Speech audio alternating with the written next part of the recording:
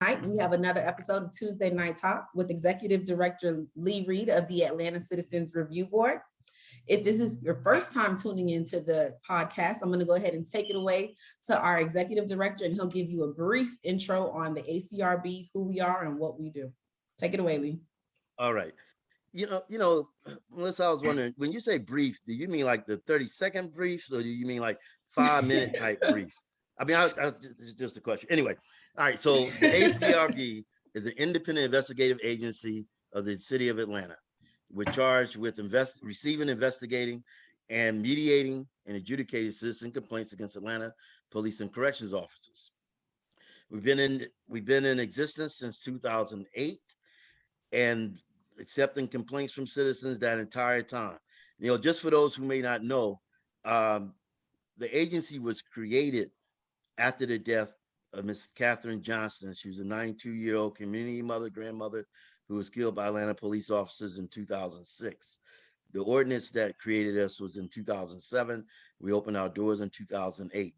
We accept a range of allegations, from excessive force to abusive language to discrimination to false arrests, false imprisonment, the whole gambit.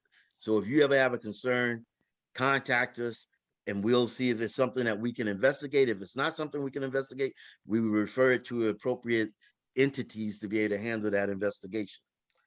So that's my brief intro of the ACRB. And today we're excited because we have still one of our newest members with us today, Miss Christie Peters. She's joining us on the podcast today. And she was sworn in February 24th, 2021 for a 3-year term. And she represents Atlanta Planning Advisory Board, Neighborhood Planning Unit, S through Z. Okay? And Christie, we're excited to have you. And we're going to kick off with talking about you and your work and your involvement on the Atlanta Citizen Review Board. And so with that, Christie, we're going to put the spotlight on you. Okay? Okay. So Okay. Well, just give us a little bit about yourself. sure. Well, thank you, first of all, for having me be here. And also, I'm so honored to be a part of the ACRB because it's such an important organization that we have for our citizens of Atlanta. A little bit of my background, I guess. I used to be president. I was past president of the Capitol View Neighborhood Association for 3 years. I also was very active with our MPU, which is MPUX for where I live in Capitol View. I am on a few boards. I am also a real estate broker, and a mother, a wife, and a business owner. So what got me interested in ACRB, as part of the Atlanta Planning Advisory Board, we talked about what that function would be as far as listening to cases, making sure that citizens felt like they had a voice to come forward if they had any concerns or complaints. And I think that from what I've been able to glean on this almost year of serving, is that we are really at the forefront nationwide as far as being an avenue for citizens to come and feel like they are actually heard and that it's not slanted against them. So I am really honored to be able to serve on this committee and on this board. All right, great. Now, as I always do, I tend to jump the gun a little bit. And, I get so excited to speak to the board members and have the board members speak to the public that one of the things I always forget about is saying, Melissa, give us an idea about the board, so that people understand what the board is all about. How many members, who's on it, that type of thing, real quick. So thank you for that, Lee. And thank you so much, Ms. Peters, for joining us. Just as you said, you are like one of the great examples, but the ACRB, the Atlanta Citizens Review Board, is comprised of 15 members. We currently have 12 members on the board, selected from various constituencies throughout the city. The selection process was designated to reflect the diversity and the interests of the broad spectrum of our community. So the ordinance that established the entities that were able to appoint the board members was created, just as Lee stated, in 2007. So there are a few different seats that are open. And at this time, well, the most recent seats, we have three seats that are open, and I know two of them are for the NPUs, and then we have one more, which is the new seat, one of the two new seats, and one of the people that we introduced, Ms. Kaylin Strahan, the 18 to 30-year-old group. So we have one more seat available there. So all of those people fill up the 15 people that we would eventually have to complete the board. So that's just a little background of how the people are chosen.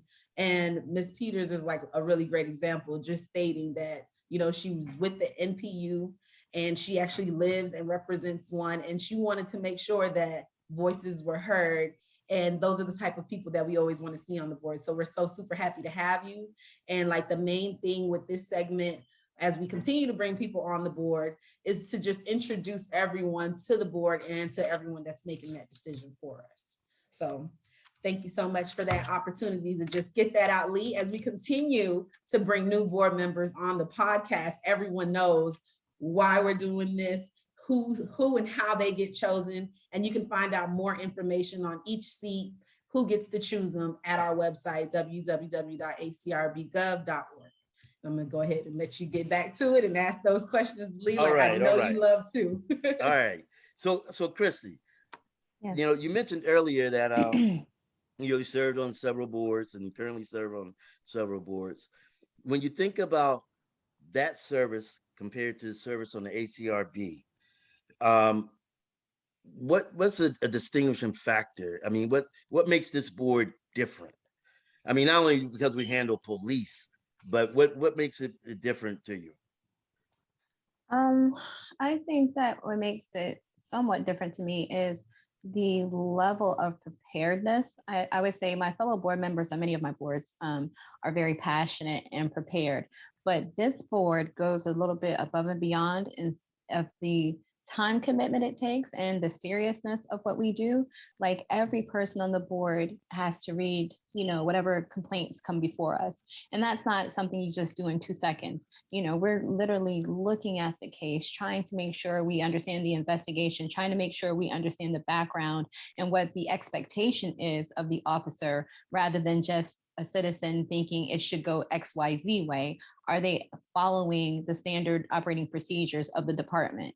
And so I think where it differentiates from my other boards is that just the amount of preparedness that happens before we actually meet is a step above and beyond, which you would hope for when dealing with something as serious as law enforcement and forward facing with the citizenry. So I think So that's, now you for talked me, the about biggest that thing.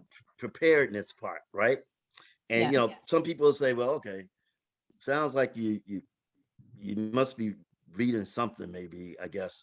Um, what does that look like? You know, I mean, are you reading like a novel, you know, a report, or are you looking at some different evidence? I mean, what does that look like when you sit down and say, oh, I have this case that's going to be coming before me? What does that look like? My experience, we've had transcripts of interviews from the people who are involved, whether it be the officer or a commanding officer or the investigator or the actual complainant. So we have we have a summary that we receive just that tells us what transpired. And then we have actual interviews that we read through as well, so that there's not a lot of hearsay. We can see what was being said, and that this is a very serious procedure. Like it's a serious matter of getting the facts and the circumstances and times right. So it's not a novel. Like I don't want anybody to be afraid to serve because you're going to have a ton of reading. It's not that, but there is reading to be done so that you can, I mean, you would want that if it were your family member. If your family member was aggrieved and had an interaction that was less than ideal with someone in law enforcement, you would want us to treat it as seriously as we do every case. And so that means that we have to have the facts right.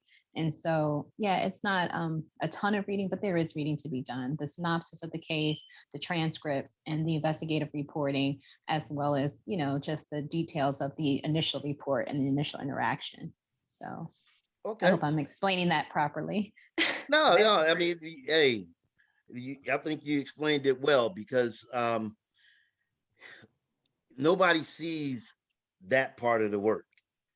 You know, we all know you go to a board meeting and discuss the cases, but nobody sees all the work that's done prior to the board meeting. You know, from the investigations to actually delivering the cases to you all, so that you all can review them and then be Mhm. prepared to sit down and discuss them. You know, one of the questions that uh, citizens sometimes have about uh, the board and making decisions about cases, you know, is um, how do you get to that point to make a decision of saying, or what do you rely on of saying that somebody, that the officer actions violated policy? You know, you don't, I'm sure it's not like you roll the dice and just say, okay, I'm going to vote this way today. And then next week, I'm going to vote another way. You know, I'm sure it's based on something. No, we definitely, it is definitely based on something. We look at the recommendation of the investigative body that looks at it, and they either, they'll have a finding of sustained or not sustained. And then we as a board, these independent 15 people who have read the facts of the case, we then determine each person whether we find that finding a good finding. So whether we support the finding of sustained or not sustained. So it's not just what I love about it. It's very professional. It's not just based on your emotion, because this is an easy place to be emotional as far as when we feel like people have been wronged by the people that we pay to protect us.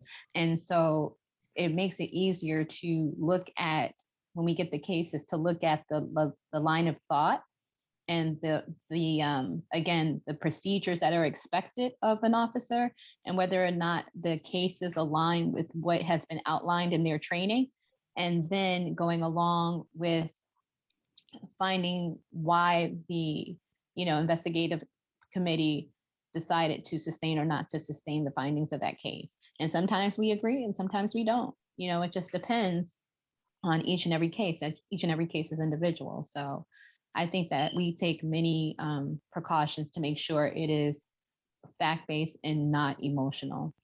Mm-hmm, mm-hmm. And you know, that's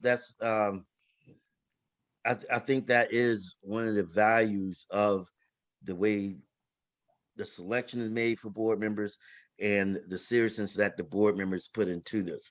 Because you are right, it can be easily emotional, but you have to rely on what are the facts. What are the facts? And that Mhm. creates the expect that meets the expectations expect anyway, that We know meets what you're the saying. expe- expectancy Mhm. of fairness, you know, for the Yes. officer and for the citizen. That this is a fair process, you know, and that's, I Yes. think that's what we have to always communicate to individuals. And since I said talked about communicating to individuals, right? Mhm. Um, if you could deliver a message to your NPU and about um, the ACRB, just what would it be? That you should familiarize yourself with the ACRB, because it's your ACRB. One thing that, as when I was, in leadership in our community, is that we try to stress this is not happening. This is not some other. You, like that statement, we the people, is real, but it's only as real as you make it be, right? So Right. you look at it and you're like, oh, that's happening over there. No, you are a part of the solution, or you're part of the problem. Like, that's cliche, but it's true. And so I do say that when I go back, because we report back. I mean, if we're doing our jobs properly at ACRB, we do take that back to the NPU and to our neighborhood associations, and encourage them to listen publicly, because that's open to the public, right? Right.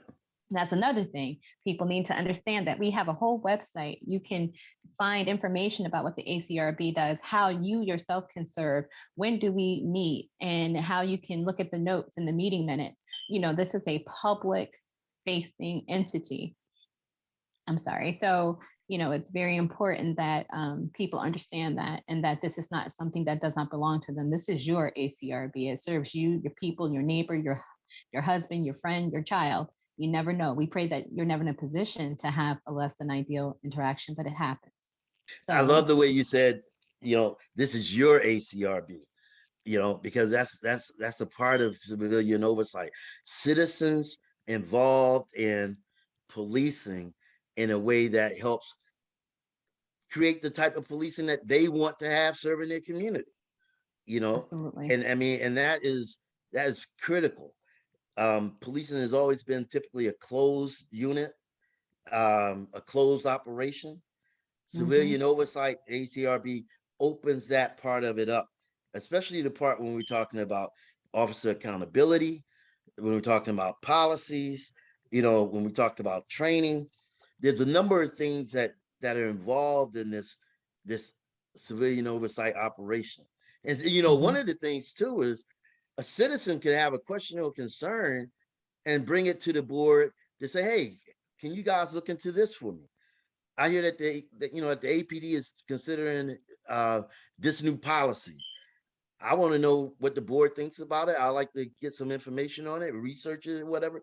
Can the board do that? We can do that type of stuff, you Yes. know. And I think that's valuable. I think we lost Melissa. Her connection must have gone out, but we're Okay. gonna soldier on anyway. We're gonna Okay. continue on anyway. We miss you, Um, Melissa. yeah, right, right, right. So here's something. Um, we all hey, There you go. welcome back. We got her back. Yay. Sorry, I don't know what happened to me. Okay, But we Technology. we we decided that we were gonna have to soldier on without you, but I'm we are glad that you glad all were that you able are to make back. it. Thank But we were you. going to do you proud. We were going to do you That's proud, right, we were girl. gonna do you proud. I'm just glad everyone else didn't get knocked off. Okay, great. I'm so sorry about that disruption. So what I was asking Christy was, you know, when we join these, boards or get new jobs or any serious undertaking that we engage ourselves in, there's just certain things that we want to try to accomplish, right? Right. Mhm. So like when I started with the agency, I wanted one of the things that I wanted to accomplish was making sure that Atlanta Police Department is the most professional, most accountable police department that there could be, right? Right. The other thing is that I wanted is make sure that Atlanta be the model for civilian oversight for the Mhm. nation. Okay. These were the things when I walked in, this is what I wanted to do. Right. So I'm asking you, Christy, Mhm. you joined the board, you're attending the meetings, you're reading the files, you're doing the stuff that needs to be done. What is it that you would like to accomplish during your tenure on the board? Very much what you just stated is that we become a model for the rest of the country, that we learn from other um, municipalities that are doing this well and pick up some of those best practices too.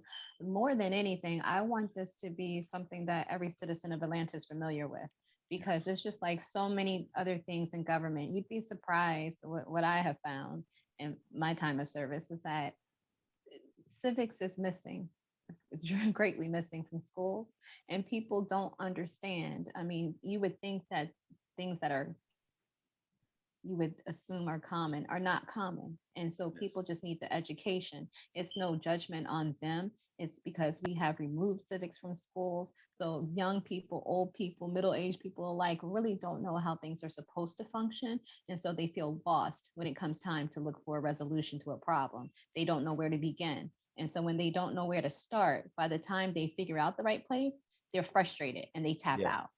And so I think like what we do as ACRB, and you always encourage us, Dr. Reed, is to go out and to volunteer at opportunities to educate the public on ACRB. That's invaluable because a lot of people don't know we exist.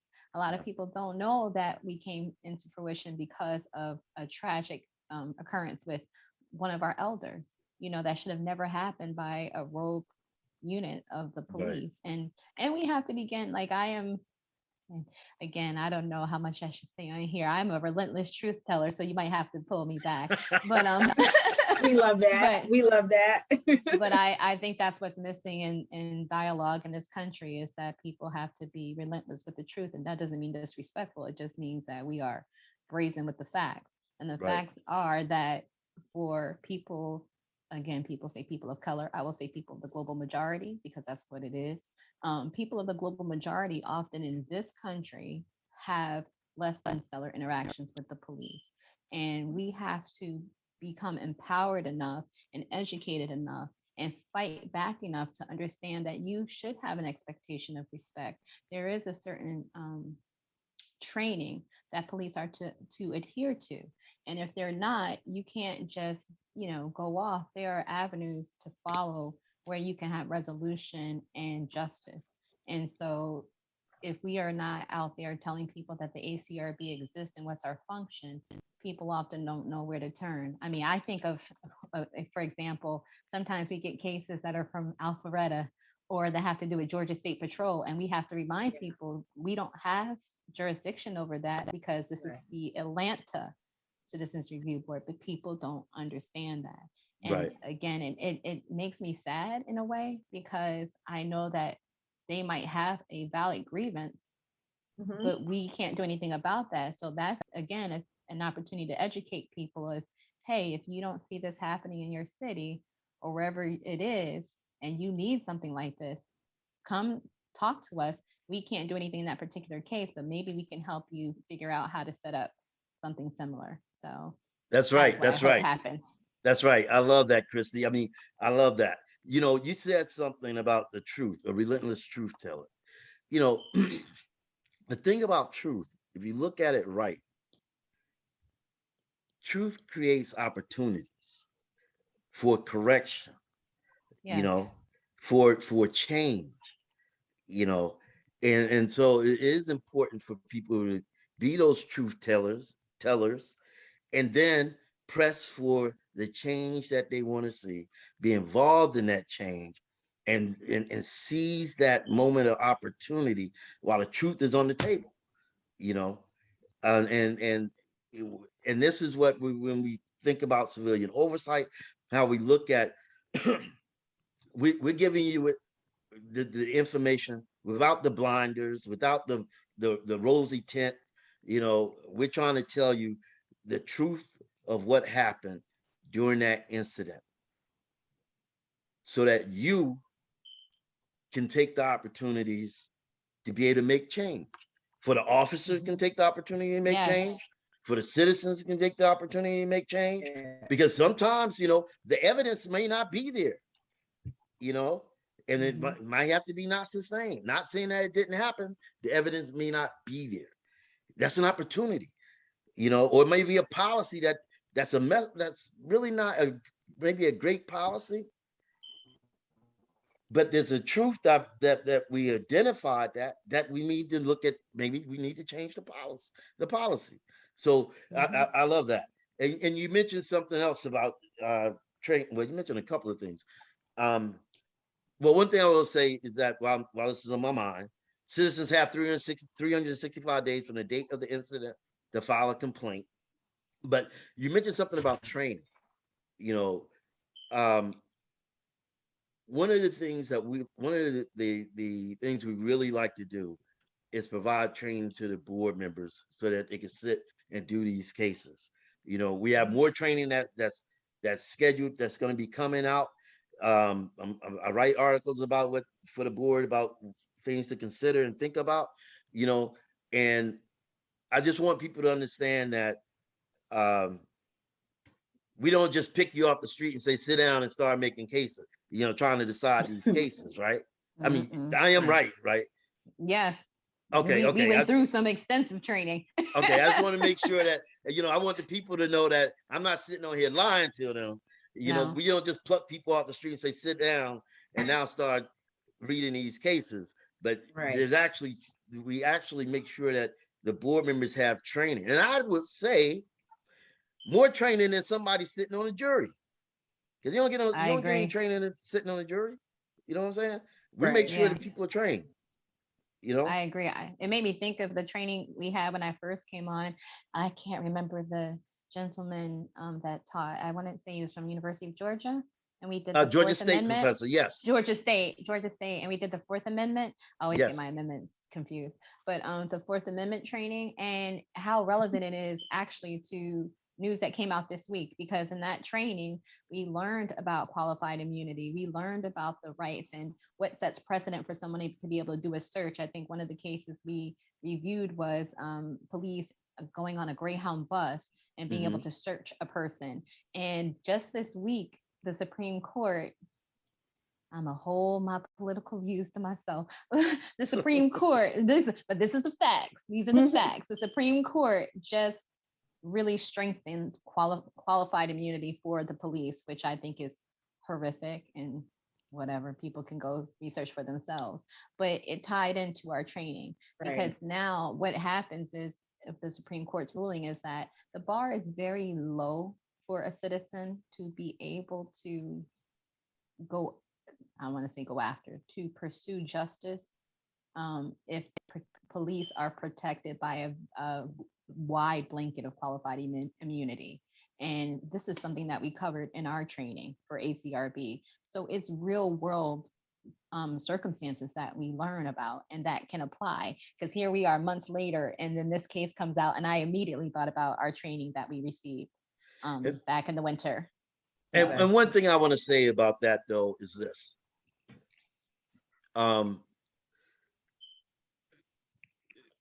Despite what the Supreme Court ruled, citizens still need to file their complaints. Amen. Because it creates a record of the officer and the department about their handling of the complaints, right?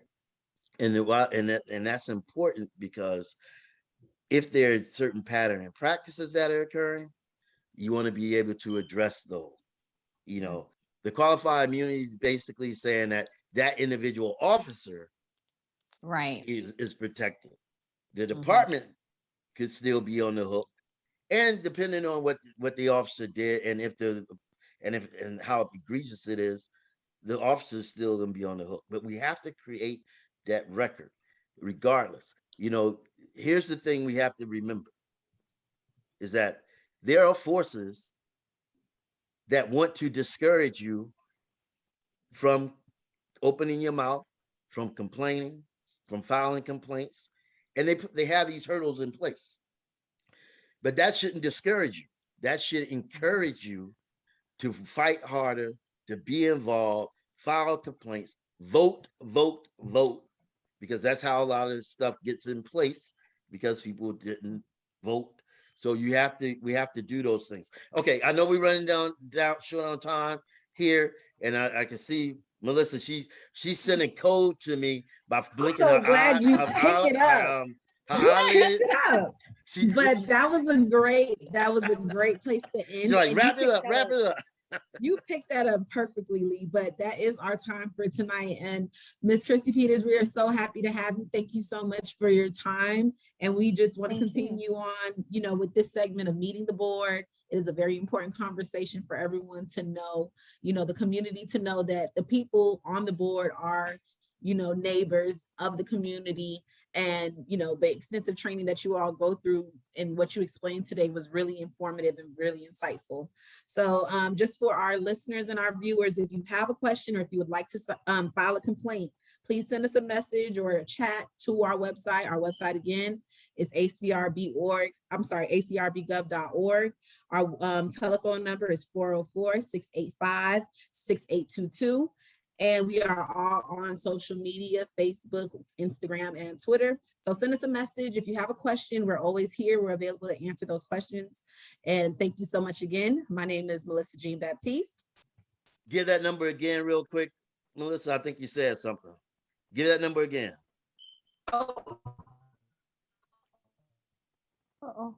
Now you're freezing up. I'm sorry, you're right. 404-865-8622. Yes, 404-865-8622. Go ahead and give the number, Leah. Yeah. Okay. I just want to make sure that somebody, we got that out there. I'm Lee Reed and Christie Peters. Peter. And may I say one thing as we wrap Yes, up? of course. The last thing I want to say again, I just want to encourage everyone who looks at this to consider serving on ACRB if you have an opportunity to do so, because I know a lot of the dialogue lately is about American exceptionalism. This is an example of American exceptionalism. What makes America exceptional is that its citizens actually have an opportunity to instill and enact some democratic processes. And this is one of them. This is where we do differ from a lot of the world, or at least in theory we should. So if we want to be exceptional, this is an opportunity to do so by having transparency for both the law enforcement side and the citizenry side. Thank you. Thank you, Christie. Thank That you was so perfect. much. That was perfect. Thank you. Thank you. Again, you all have a good night, and thank you so much for tuning in. Thanks for having All me. right.